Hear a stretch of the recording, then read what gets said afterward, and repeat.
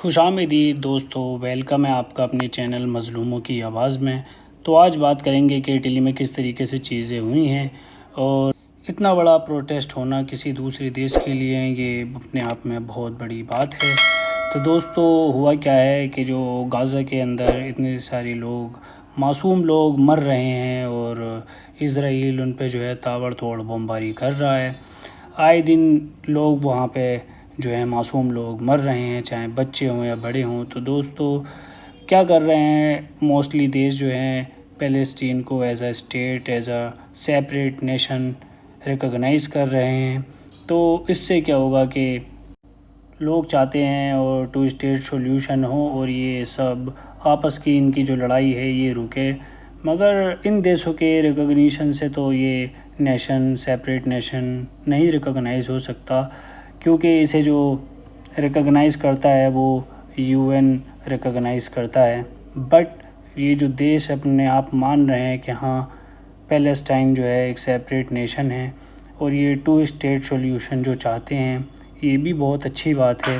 क्योंकि अगर इस तरीके से ये लोग मानेंगे तो अगर इन केस अगर यूएन में भी ये जाता है तो वहाँ भी सपोर्ट करेंगे और वहाँ भी मेजॉरिटी मिल जाएगी यूएन में।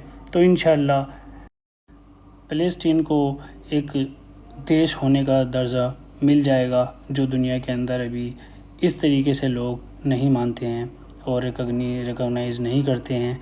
फिर क्या होगा कि इस तरीके से कोई भी आके हमला नहीं कर सकता जैसे इज़राइल कर रहा है। क्योंकि अगर इस तरीके से कोई किसी के ऊपर हमला करता है तो फिर जवाबी कार्रवाई होती है और बहुत तगड़ा रिटेलिएशन हो सकता है। ये डिपेंड करता है एक देश की कैपेबिलिटी पर। हाल ही में 3 देशों ने और अभी रिकॉग्निशन दिया है फ़लस्तीन को एज़ अ सेपरेट नेशन, जो कि हैं यूके, कनाडा, ऑस्ट्रेलिया। इन तीनों ने मिलकर जो है इसको एज़ अ रिकॉग्नाइज़ किया है स्टेट, सेपरेट स्टेट। तो मोस्टली देश चाहते हैं कि ये इस तरीके से जो वहाँ वॉर चल रहा है और बेचारे मासूम पिस रहे हैं, ये नहीं होना चाहिए और जल्दी से जल्दी इस वॉर का एंड हो और सॉल्यूशन निकले।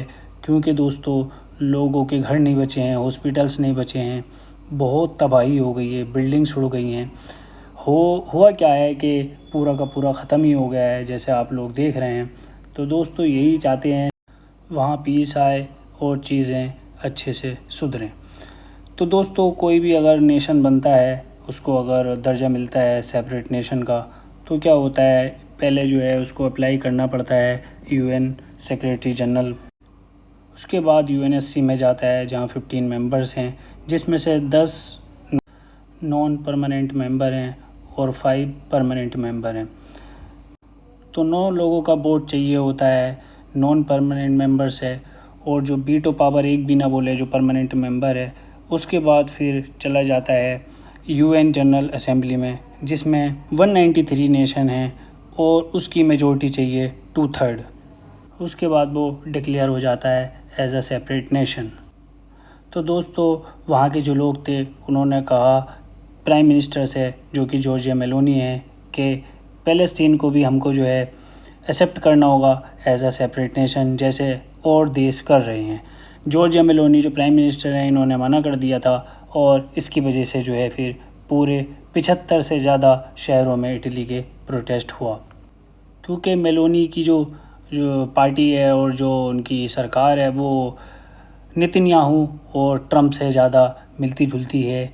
उन्हीं को जो है मतलब उनकी प्रो सपोर्टर है, जिसकी वजह से जो है ये चीज़ देखने मिली, वरना ये एक्सेप्ट हो ही जाता और रिकॉग्निशन फ़लस्तीन को मिल ही जाता। जिस तरीके की कंडीशंस ट्रम्प नेतन्याहू रख रहे हैं गाज़ा के सामने, फ़लस्तीन के सामने, कि इनको एक्सेप्ट करो, उसके बाद हम जो है आपको एक्सेप्ट करेंगे एज अ नेशन, तो सेम उसी तरीके से जो है ये भी कंडीशंस रख रही हैं मेलोनी, जिसकी वजह से जो है वहाँ के लोग भड़के और बोला जो भी होगा बाद में होगा। बट फ़िलहाल जल्द से जल्द as a nation, as a separate nation recognise किया जाए फ़लस्तीन। वहाँ के लोगों का ये मानना था कि जो चीज़ें हैं वो बहुत टाइम टेकिंग है, तो ये सब कंडीशंस वगैरह जो भी शर्तें वगैरह हैं, ये है बोलती रहना, अपनी तरफ से जो करना है करते रहना बात के लिए, बट इसको अभी एज अ नेशन एक्सेप्ट करना होगा। तो काबिल तारीफ़ प्रोटेस्ट था दोस्तों, और इटली के लोगों ने बहुत अच्छा किया है, बहुत मतलब अच्छे सपोर्ट में आए हैं गाज़ा के लोगों के लिए।